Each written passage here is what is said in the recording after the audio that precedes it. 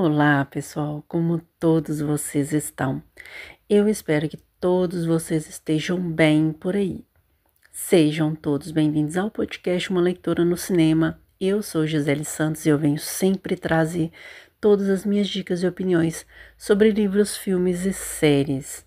Vocês nos acompanham pelas plataformas de áudio, vocês nos acompanham também pelo YouTube.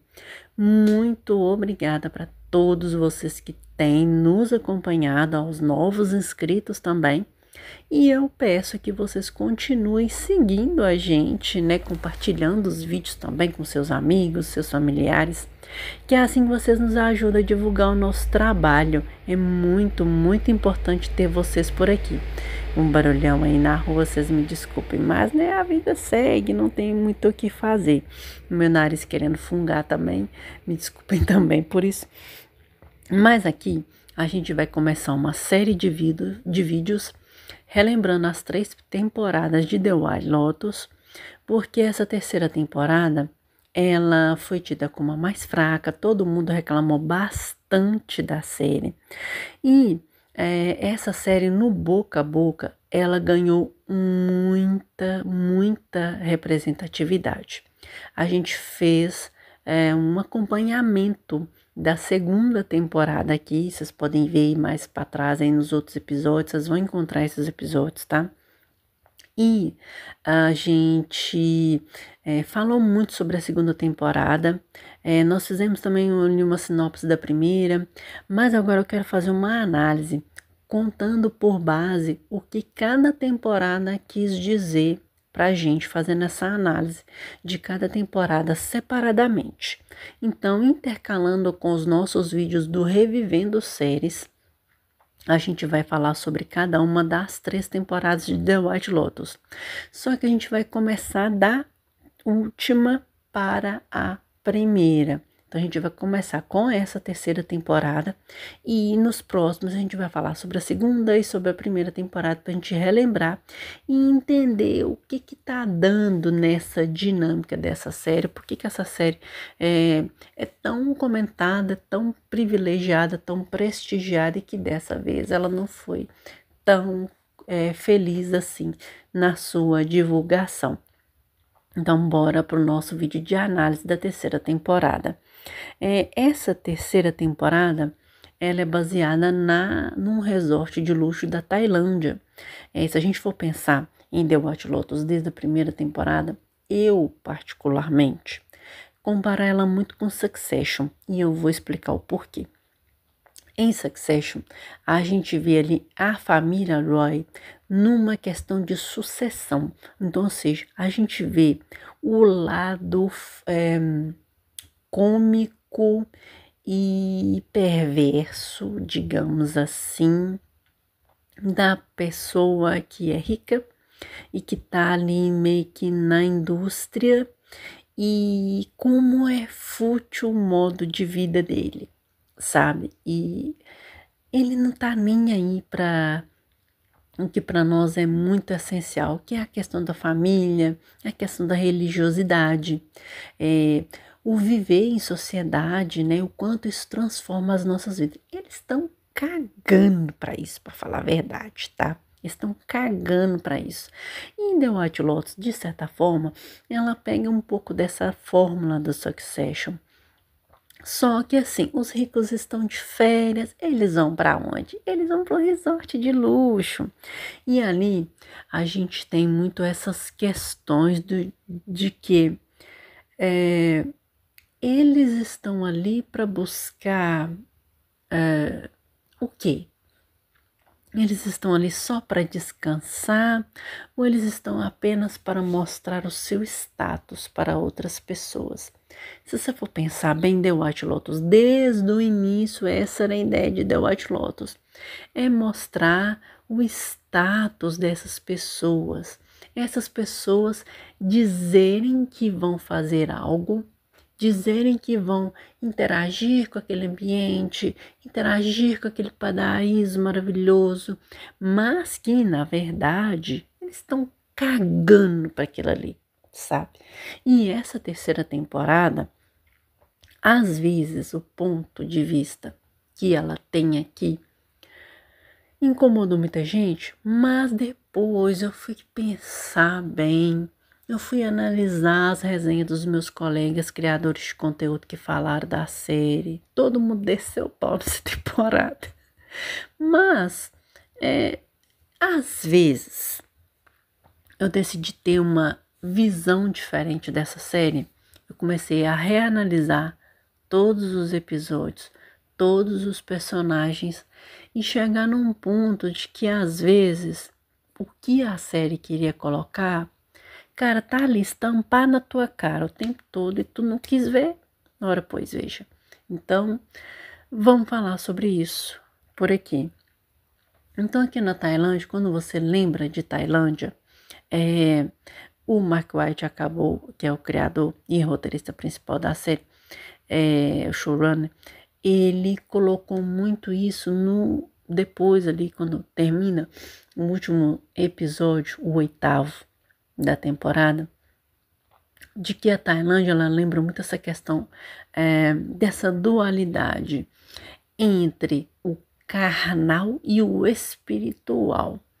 A gente vê muito isso ali durante toda a série. A filmografia ali, os cenários e essa questão da natureza ali com os animais nos cenários e essa questão multicultural, colorido, o barulho da Tailândia como um todo é um prato cheio para quem gosta dessa questão da culturalidade. Você vê muito essas questões das religiões, do budismo, com as filosofias de vida. Você vê muito essa questão também, né, do tráfico, né, entre... você sabe do que eu tô falando. Que também é ligado à Tailândia, né? É um trânsito que é duro de se ver, mas que está ali. E durante os episódios, a gente é presenteado tanto com imagens das cidades, de algumas figuras que são místicas para as religiões daquele país. No último episódio mesmo teve ali uma questão do embate, aquele tipo de luta é tão tradicional lá. Então a gente vê muito essa mistura, sabe, de que a gente vê essas coisas, o lado carnal e o lado espiritual andando meio que juntos, mas são lados opostos. E aí a gente tem esses ricos inseridos nesse lugar com problemáticas diferentes. E aqui a gente entende que a série pode ter dito muito mais do que as pessoas entenderam. Realmente é um roteiro muito mais truncado, porque a gente viu muito de uns personagens e pouco de outros personagens. Foi muito questionado também a questão do gerente, dele não ter sido muito incisivo, muito invasivo com relação à vida dos hóspedes. Poucos foram os funcionários que tiveram uma interação muito próxima dos seus hóspedes ali do hotel. A psicóloga mesmo, ela não teve tanta interação. Que tinha mais ou menos a interação era aquela moça do celular, né, que para você, digamos, imergir ali no clima zen, você teria que tirar a tecnologia e não ficar dando muita ideia para ela, uma vez que hoje em dia a gente está tão conectado que não dá para a gente esquecer esse bem desse celular por um pouco, sabe? Afinal de contas, eu tô aqui gravando no meu celular para vocês, veja bem. Então, foi a única praticamente que fez muita interatividade com os hóspedes do hotel, porque o restante realmente não fez tanta diferença. Teve ali o tal do massagista, teve o outro ali que a Belinda estava fazendo ali o seu intercâmbio para aprender novas técnicas, acabou se envolvendo com ele. Mas aqui existiu algo que incomodou muito mais, que foi essa questão de o quão manipulável a gente é.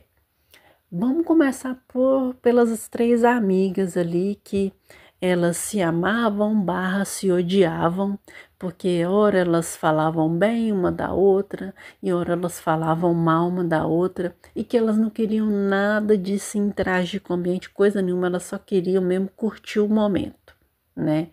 E a gente viu isso muito claramente ali naquele momento de embate que eu tive que rir, porque era tão tosco que a amiga que fez isso com a outra, né? Mas a questão de amizade é meio complexo, né? Eu prefiro as amigas que eu tenho, né? Eu prefiro as amigas que eu tenho. Mas é muito... Você vê que é falso. Você vê que é falso, né? E eu honestamente não me conectei com elas em nenhum momento. E essa questão dessa manipulação, por exemplo, quem estava pagando era a bonita lá, que era a namorada lá do artista, né?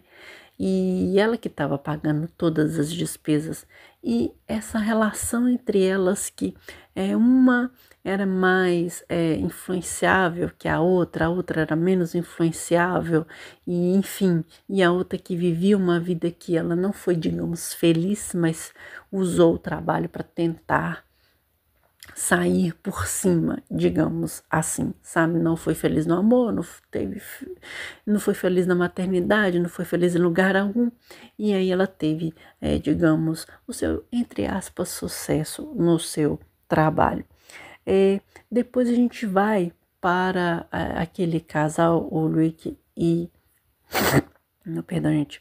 E a sua namorada, que viviam uma relação, nossa, esquisita, onde ele tinha ali um objetivo, que era eliminar o cara que eliminou o pai dele, e que depois se descobriu que ele era o pai dele.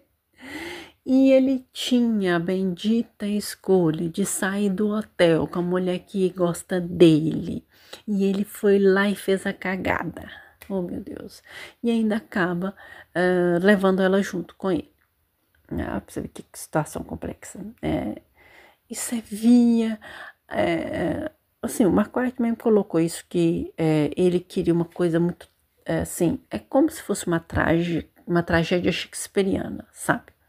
E naturalmente ia ser esse cara aqui, mas cara, desde ele nós matamos, ele falou, olha, vai matar o pai dele, e o pai dele é o dono do hotel, só isso, todo mundo matou esse desde o início. Então assim, ficou um roteiro previsível, na minha opinião. Depois a gente teve a família Radcliffe, que se passou muito sobre ela nessa temporada, né? Foi o núcleo mais bem desenvolvido de todos. E a gente teve aqui vários núcleos de uma mesma casca, né? Se a gente for pensar, você sabe quando você pega a tangerina? Aqueles gomos da tangerina, tudo igual aqueles ali, tá? A gente teve ali aquele pai que estava começando a se lascar na profissão, mas que queria manter o status, porque o pai dele teve sucesso e ele tinha que ter também, precisava passar isso pro Saxon, que era o seu filho, e o Saxon naquela questão de que, eu sou o boy desejada da galera, eu sou o cara que eu vou pegar todas, e enfim, tadinho, deu muito ruim para ele também. E a gente teve ali a Piper, que era aquela filha que ela queria ser a diferentona. Eu não quero isso pra mim, porque isso é futilidade e tal. Alguém bate na cabeça dela pra mim? Gente, pelo amor de Deus, calma aí, respira. Mas assim, é falso, soa falso isso, sabe? Porque a gente sabia que ela não ia cair naquela vida ali. E o Lachlan, que é aquele cara que, em cima do muro, ele quer agradar todo mundo e, enfim, quase foi de arrasto no final. E ali a matriarca da família que, olha, ela poderia ter sido melhor desde o início, que depois que ela deixou de tomar os remédios, ela ficou tão melhor. Aquele meme dela. Ah, o pai penou, gente. Todo mundo tá falando aquilo. Foi uma gargalhada geral. Eu ri de chorar quando ela falou isso. Falei, gente, eu queria tanto. Porque essa atriz é maravilhosa. Eu queria tanto ver mais dela. Mas enfim, ela podia ter sido assim desde o início, tá? O Mark White. Se errou feio e errou rude. Errou rude aqui. E o núcleo da Belinda, que depois veio o filho dela, né, na série. E a gente viu o Greg novamente aqui nessa temporada. E ela deu a volta ali no seu affair do mesmo jeito que ela teve a volta ali da Tânia. Meio que concluiu o arco dela, né? E foram, assim, enredos muito circunstanciais na minha visão. Cada um ali cumpriu o seu papel do jeito que deveria cumprir.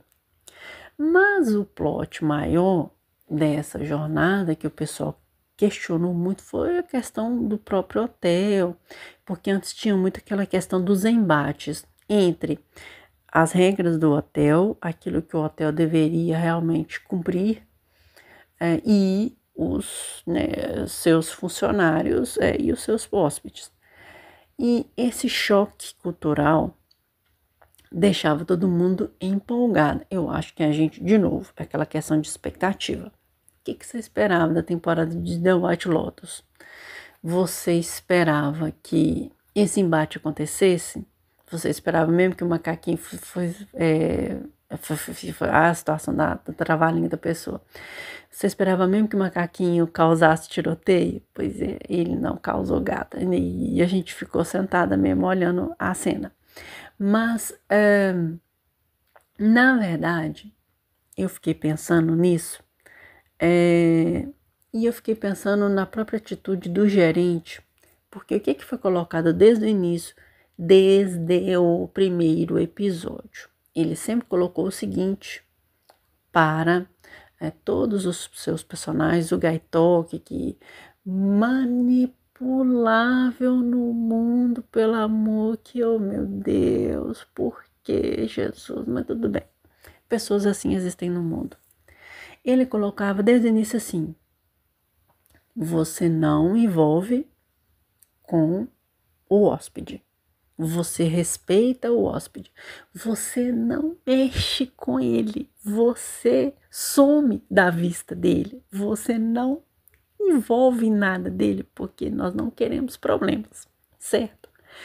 Ele fez isso desde o primeiro episódio. Tava lá. Quem viu? Você viu? Eu vi isso, entende? Então assim, na verdade, isso estava lá escrito desde o início que ia ser assim. Então, aí eu fiquei observando o jeito que estava ali durante todo o episódio. Cada um fez o seu papel do jeito que estava ali programado. O conteúdo programático do curso, veja, estava ali desde o início. E a gente, com a nossa expectativa, queria que fosse o boom das duas últimas temporadas. E que aqui a gente viu que quando você vai para um hotel, cara, é isso que acontece com você, não é?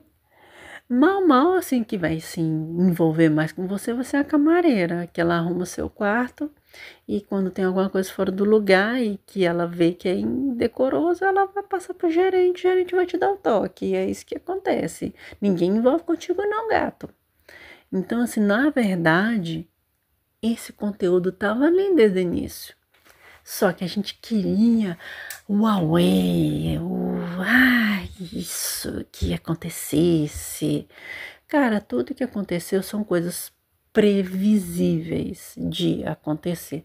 Então eu me toquei nisso quando a Belinda foi falar com o gerente sobre o interesse do Greg em conhecê-la, e ela foi falar com ele, tá, mas a gente não devia ter esse tipo de conversa, né?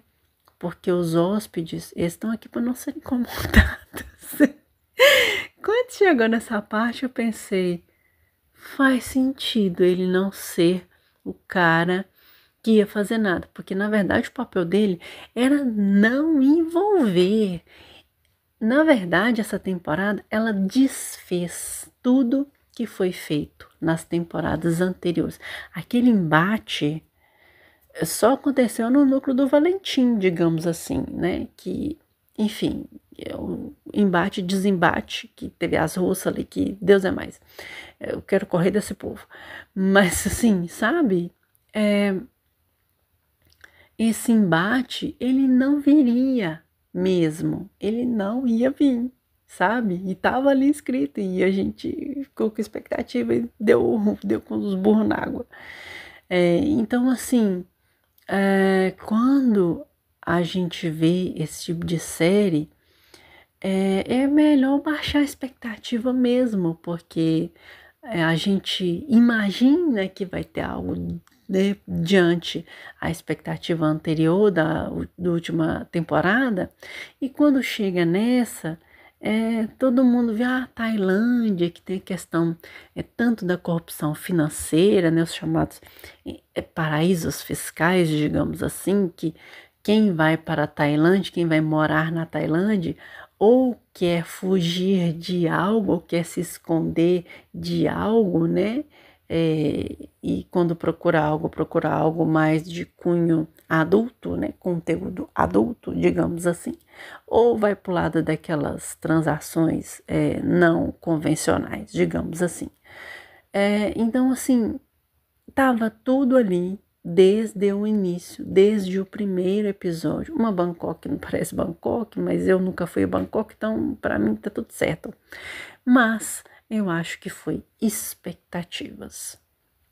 Se você tem muitas expectativas, eu queria te dizer que é melhor você não criá-las, porque às vezes elas vão te levar por lugares que você não vai gostar de ir. Então, a minha opinião sobre essa terceira temporada é que sim, ela é mais fraca, ela é mais lenta. Eu não me identifiquei com ninguém nessa temporada, a não ser quando a matriarca lá, sem os remédios, que ela é muito melhor sem os remédios, tá? Queria vê-la na quarta temporada. Apesar que o Mike White disse que ele vai sair um pouco desse clima mais tropical e quer coisas diferentes para a temporada, a quarta temporada. Cara, estou limpa depois dessa aqui, né? Minhas expectativas não foram atendidas com sucesso. Aliás, que eu não tinha muita expectativa também. E tinha hora que eu ficava vendo o celular, vendo outra coisa ao invés de ver o episódio, porque realmente eu não me interessei mesmo por essa temporada, gente, na boa, sério. Mas, na verdade, o que a série disse que ia fazer nessa temporada tava ali, os dois monólogos muito bem descritos, e que a gente realmente veio com expectativa muito exagerada para as duas temporadas anteriores e achou que essa ia ser igual, e enfim, ela não foi. Então essas são as minhas impressões de The White Lotus e a sua terceira temporada. Na minha opinião, a segunda continua sendo a melhor temporada de todas, em seguida da primeira, e a terceira realmente, né? Ela é a mais fraca, sim, de todas. Mas me diga nos comentários o que vocês acharam dessa terceira temporada de The White Lotus. Concordam com o que eu disse? Discordam do que eu disse? Vamos falar tranquilamente nos comentários. Eu quero muito saber a opinião de cada um de vocês. E é isso, nos vemos nos próximos vídeos e episódios do canal. Muito obrigada de coração para você que está nos acompanhando. Que Deus abençoe a vida de cada um de vocês. este episódio vai ao ar no domingo, tá? E eu quero, em ocasião do domingo de Páscoa, que vocês tenham uma Páscoa abençoada, que nós possamos entender os sentidos das coisas na nossa vida. Sexta-feira da Paixão é um dia de oração, é um dia de entendimento de si mesmo, se caso você não for cristão, você não for religioso, um dia de descanso, um dia que você tira para si e que o domingo de Páscoa, não vez você ficar pensando no chocolate que você vai dar para os seus sobrinhos, que você entenda que esse pode ser um período na sua vida em que você vai recomeçar de novo. Alguma coisa que você precisa recomeçar na sua vida, um vício que você precisa tirar, um projeto novo que você precisa arrancar do papel. Às vezes você não arrancou lá em janeiro, tira agora do papel. Quem sabe em dezembro a gente vai se falar ali no final do ano e você possa me dizer que o seu sonho saiu do papel. Então tire esse período, essa Semana Santa, né, que foi a Semana Santa, para recomeçar os seus projetos e tirá-los do papel. Que ressurreição, de certa forma, ela não deixa de ser isso. Você sai de um lado ruim e passa para um lado bom na sua vida. Então é isso. Que Deus abençoe a vida de cada um de vocês, que você entenda realmente o significado do domingo de Páscoa na sua vida e que Deus seja luz na sua vida. Então, é essa a nossa mensagem de Páscoa, que você não pense no chocolate, que você pense no quão bom você pode fazer às outras pessoas. Então, um beijo, um grande abraço e nos vemos então nos